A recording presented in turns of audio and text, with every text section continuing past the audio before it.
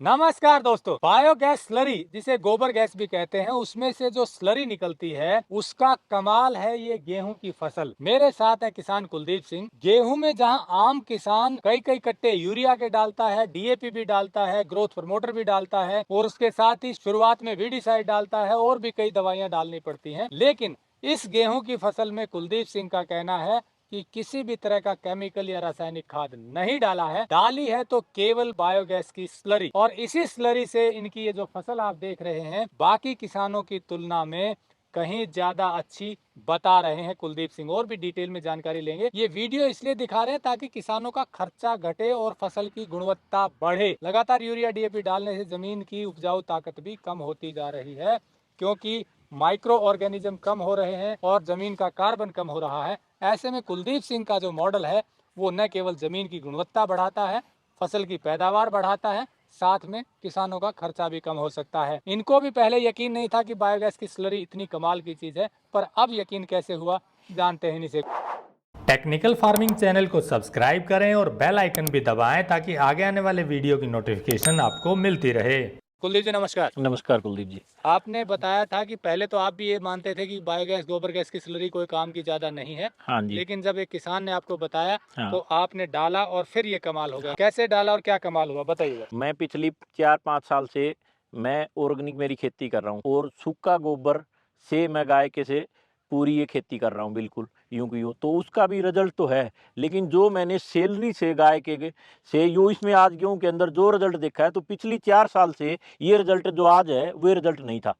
जो सैलरी का जो कमाल है ये अमरजीत किसान है, तो उसने बार बार में मेरे को कहा भाई आप सैलरी से काम करो, सूखा गोबर से मत काम करो, ये सूखे गोबर वाली आपका ठीक नहीं है। सैलरी से आप जो करोगे ना तो उससे आपका उसका रिजल्ट देखना कितना बढ़िया आएगा। तो मैंने अमरजीत के ज़्यादा बार 2-4 बार बोलने से उन्हें कई बार फिर मेरे पीछे हो गया। फिर मैंने बायोगैस बनवा लिया, बायोगैस से मैंने सैलरी का जुगाड़ करा। फिर सैलरी मैंने सोचा भाई इस तरह तो सैलरी जो खुली लोग निकालते हैं वो डालते हैं, वो सूखे गोबर की तरह होगी। फिर मैं इस तरह का जुगाड़ नहीं करेंगे, अब तो सैलरी को ऐसे जुगाड़ करें जो पाइप द्वारा और सीधी खेत की फसल में आए। फिर मैंने मोटर ली, मोटर से मैंने ये जुगाड़ सारा करा। देखो पूरी आज फसल देखो कितनी गजब है। जो पीछे जो 5 साल से जो मेरी फसल थी ना, 4-5 साल से, उससे अब की बार बहुत बेटर फसल है मेरी। फसल तो मेरी पीछे भी अच्छी हुई थी, 42 मन के करीब गेहूं हुई थी। जो पेस्टिसाइड वाले उनके 60 मन तक गए थे। फिर मैं तो ये सोचा यार पेस्टिसाइड वालों के तो ये जा रहे हैं, तेरी फिर भी कम है, तो इसका ये कोई नया निजान तरीका निकालें। तो मैंने तरीका ये निकाला, अब मैं सैलरी पूरी वहाँ से मेरी बायोगैस से उठाता हूँ और वो सैलरी पानी के द्वारा इसके अंदर देता हूँ। तो आज मेरे को उम्मीद है जो उनकी जो पेस्टिसाइड वालों की जो यूरिया डीएपी वाले गिरते हैं ना, आज मेरी गेहूँ उनसे अच्छी है और कलर भी आज अच्छा है, तो उनसे मेरी गेहूँ बहुत बढ़िया है। तो इसमें आपने कोई रासायनिक खाद केमिकल कुछ नहीं डाला? ना जिसमें और कुछ भी कौन डाला जी, पीछे कौन डाला कर दिया अपना, तो अब भी कुछ कौन डाला। अब जो सैलरी लगी उसके बाद में तो मजा सा आ गया, अब तो मन को भी तसल्ली होगी। जब से गोबर गैस की स्लरी डाल रहे हैं तब से ये रिजल्ट गजब आ रहा है। हाँ गजब आ रहा है। तो इस बार गेहूं उम्मीद है मौसम अच्छा रहा तो अच्छा होगा। हाँ बिल्कुल उम्मीद है, जो पिछली साल थी मेरे को उससे अच्छी लग रही है, उससे ज्यादा होगी। उससे ज्यादा होगा? हाँ बिल्कुल उससे ज्यादा होगी जी। तो इसमें अभी ये स्लरी कब कब डालते हैं, कितनी डालते हैं? ये सैलरी एक बार तो मैंने पहले चलाया था गेहूं बिजाई से पहले पूरे खेत में यूं की यूं। अच्छा। ठीक है जी, उसके बाद में बिजाई कर दी, फिर उसके बाद में जो पहला पानी दे बाद में फिर दूसरा पानी दिया ना, उसके साथ में सारे में मैंने ये सैलरी दी थी जी। फिर दोबारा दी। हाँ, ठीक जो है। दूसरा पहले पानी की बजाय फिर मैंने दूसरे पानी में सारे में सैलरी दी थी। हम्म। अब मेरे पास फिर सैलरी फिर ज्यादा फिर होगी इतनी, ठीक है, अब मैं फिर वापिस सैलरी दे रहा हूँ, तो अब तीसरी बार स्लरी दे रहे हैं। दूसरी बार सैलरी दे रहा हूँ। एक तो बिजाई से पहले, हाँ एक बिजाई के बाद बाद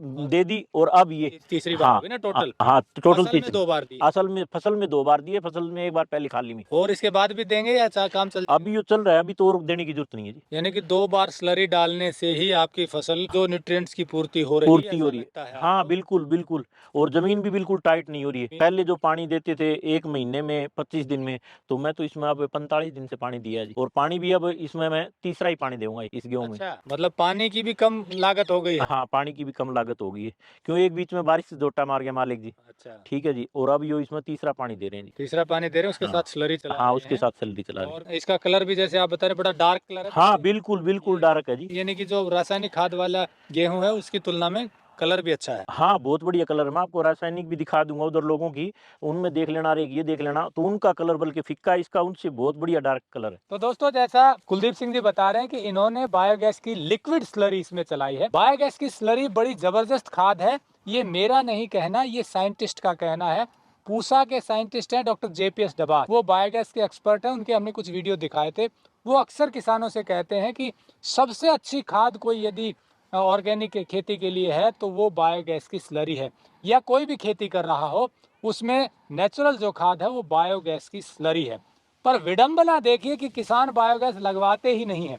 उन्हें लगता है कि इसमें कोई फायदा नहीं है। उसमें एक दिक्कत क्या रहती है जो लगवाते भी हैं, कि वो बायोगैस का प्लांट की स्लरी को खुला छोड़ देते हैं खुला। और वो खुले में सूखती रहती है और उसको खेत में डालना फिर समस्या हो जाती है। पर कुलदीप सिंह जी ने कमाल का काम किया। मैं शॉर्ट्स में आप देख रहे होंगे, बायोगैस के साथ में इन्होंने एक स्टोरेज टैंक बना लिया, यानी कि स्लरी जो है उस स्टोरेज टैंक में भर जाती है और वहाँ इकट्ठी होती रहती है, सूखती नहीं है। तो उसमें कुछ उसी पानी भी को डालते हैं। अच्छा, उसमें पानी भी डालते हैं, पानी आधा पानी डाल देते हैं, आधा वो मोटर के उठाने में सेफ्टी हो जाती आसानी है हो जी। जाती हाँ है। जी। अब समस्या ये आई कि उस स्लरी को यहाँ खेतों तक लाए कैसे।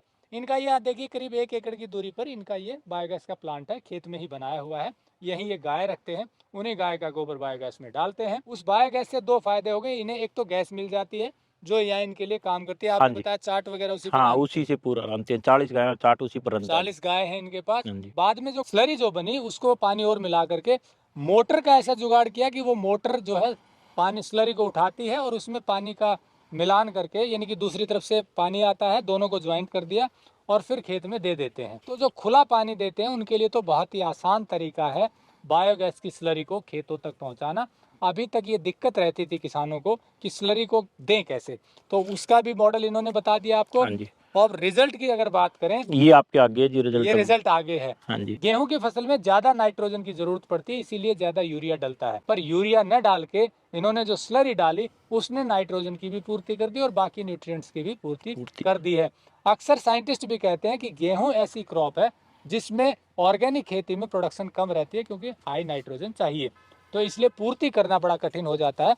वो बात सही उस परिपेक्ष में है जब अगर सीधा गोबर आप डालेंगे, यानी कि इन्होंने भी पहले गोबर सीधा डाला जी। गोबर को इकट्ठा कर लिया गाय के और वो सूखता रहा, फिर उसको खेत में डाला तो उतना फायदा नहीं मिल पाया। अब जब स्लरी डाली है बायोगैस की तो कमाल हो गया। उसका अलग जैसा आप से। देख रहे हैं इनकी फसल बड़ी जबरदस्त है। तो इस तरह से इनका खर्चा कम हो गया, यानी कि हाँ अब जी। आपका कोई खर्चा इसमें हाँ नहीं बिल्कुल कोई खर्चा नहीं रहा। खरपतवार का क्या निदान किया, क्योंकि ये बड़ी दिक्कत है ऑर्गेनिक खेती में। खरपतवार तो देखो जी वो होगी जी। तो वो कैसे निकलवाई हाथ से वो या तो क्या किया? हाथ से निकालते हैं जी। हाथ अभी से। हाँ, जो मेरे पास अभी लेबर रहो 5 लेबर रहो, तो अब मामी जिसमें इसमें जिस तरह पानी दिया ना इस तरह साथ में हम भी लगते हैं जी। ठीक है, तो इसको क्या करते हैं, इसमें क्यारियों का बड़ा ले लेते हैं, जितनी जो खरपतवार हमारे से निकले ना उतनी लगभग निकालते रहते हैं। बायोगैस की सीधी जो सैलरी आएगी ना उसके अंदर बीज तो सभी मर जाता है जी, बहुत कम खरपतवार होगी आपकी सीधा गोबर की बजाय। अच्छा, सीधा गोबर। सीधा गोबर में सारा बीज आ जाता है, जो बीज वापिस जनरेट हो जाता है। ये भी एक फायदा जो बता रहे हैं कि सीधा गोबर डालने से खरपतवार ज्यादा बढ़ती है और स्लरी डालते हैं तो खरपतवार कम आती है। हाँ जी। तो ये तो हो गया किसानों के लिए फायदा। अगर आप रासायनिक खेती भी कर रहे हैं तो भी बायोगैस तो पक्का लगवा लीजिए, यदि घर में 2 3 4 पशु हैं तो, क्योंकि वो तो केमिकल वाली खेती में भी काम करेगी रामबाण। ऑर्गेनिक खेती कर रहे हैं तो है ही काम की। पहले तो मैं अभी एक अब की बार बायोगैस बनवाया, अभी दूसरा और बायोगैस बनने वाला मेरा। अब मैं तो सारी इससे करूंगा, इससे अलग से ही मजा आ गया जी। एक तो इसके अंदर थोड़ा मोटा पानी भी, जिसकी टीडीएस ज्यादा होगी ना जी वो भी चल पड़ेगा। कोई दिक्कत नहीं होगी। हाँ, ये भी फायदा है इसके साथ में। मतलब फायदा ही फायदा है। हाँ, फायदा ही फायदा है, क्योंकि मेरा एरिया ना जी, इस एरिया में पानी का एरिया कम है जी। तो इस एरिया में हम तो ज़मीन में पानी नीचे डाल के फिर निकालते हैं पानी वापस। तो मेरे एरिया के जो पानी उसमें टीडीएस थोड़ी सी ज़्यादा है, तो उसके बजाय ये अगर साथ में और मिल जाती है ना तो टीडीएस का कोई फ़र्क नहीं है इसमें, तो अलग से ही मजा आता है। हाँ बिल्कुल, प्रभाव बिल्कुल कम हो जाता है जी। लेकिन आपका पानी थोड़ा सा नहर का मिला हाँ, नहर का मिला के वो होता है, ज़मीन में नीचे नहर का पूरा स्टोरेज करके फिर उसके बाद में सिंचाई करते हैं जी। दोस्तों, ये तो थी किसानों के फायदे की बात। अब किसानों को और ज्यादा फायदा कैसे होगा, जब इनको मेहनत का दाम मिलेगा। ये ऑर्गेनिक गेहूं जो किसान उगा रहे हैं इसमें जैसे बताया लेबर कॉस्ट बढ़ जाती है तो ये खर्चा ज्यादा हो जाता है, तो ऐसे में मेहनत ज्यादा हो जाती है और प्रोडक्शन थोड़ी कम रहती है, क्योंकि 5 साल से लगातार कर रहे हैं तब आकर के यहाँ पहुंचे हैं, और वो भी जब बायोगैस की स्लरी डालना शुरू किया है। तो ऐसे में इनकी अब बिक्री होना जरूरी है। टेक्निकल फार्मिंग की मुहिम है, जो ईमानदारी से शुद्ध चीजें उगा रहे हैं उनको आपसे सीधा मिलवाते हैं, निःशुल्क मिलवाते हैं, कोई कमर्शियल वीडियो नहीं है। ऐसे में जब ये जो गेहूं निकलेगा उसको बहुत से लोग लेना चाहते हैं जो शुद्धता के कदरदान हैं, इसीलिए हम आपको ऐसे किसानों से मिलवाते हैं। नंबर हमने दिया हुआ है, आप इनसे इसकी एडवांस बुकिंग कर सकते हैं इस गेहूं की, और जब ये गेहूं निकलेगा तो ये आपके पास पहुंचा देंगे। ये गारंटी है कि जो किसान कह रहे हैं वो उसी तरह का गेहूं ये उगा रहे हैं, वही गेहूं है जी। वैसा ही गेहूं है। मैं किसान से अक्सर एक बात कहता हूं कि जो बताएं वो सत्य बताएं, और हम पहले वेरीफाई भी कर लेते हैं, क्योंकि कोई कमर्शियल एंगल तो है नहीं। कोशिश ये है कि किसानों को मार्केट मिले और आपको शुद्ध चीजें मिले। तो ऐसे में आप इनसे संपर्क कर सकते हैं और गेहूं ले सकते हैं। वीडियो अच्छा लगा हो तो लाइक और शेयर जरूर कर दें। जुड़े रहिए टेक्निकल फार्मिंग से। नमस्कार, जय हिंद।